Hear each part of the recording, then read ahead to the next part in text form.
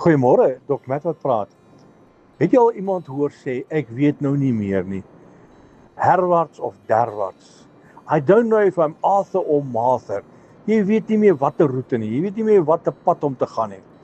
En jy sit met jou hande in jou hare en jy voel, kyk, nou kan ek is nou heeltemal verward. Ek weet nie wat môre vir my inhou nie. Ek weet nie of ek deur hierdie situasie gaan kom nie. Kan jou bemoedig vanmôre deur te sê, Jesus is die een wat die pad aandui. Jesus is die een wat voor jou uitloop.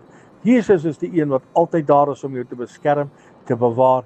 En as jy nie weet wat 'n roete nie, wat 'n pad nie, jou antwoord is net 12 duim ver. Waar's die 12 duim? Van jou knieë tot op die grond. Soek die aangesig van die Here, sak voor hom neer, dat hy vir jou die pad aangee. Dan gaan dit nie meer vir jou nodig wees om te sê, ek weet nie wat 'n roete nie, ek weet nie meer wat om te doen nie. Hy gee die pad vir jou aan, my vriend. Hy sit 'n lig op jou pad. Hy maak jou paai gelyk. Hy trek voor jou uit. Hierdie groot God gaan jou nooit teleurstel nie.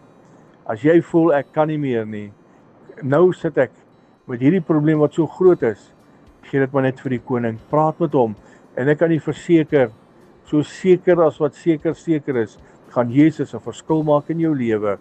So moenie neerslagtig voel nie. Moenie dink jy kan nou nie meer nie. Moenie dink jou goed gaan nie by mekaar kom nie. Jesus is die een wat jou deurdra. Herlewingsgroete.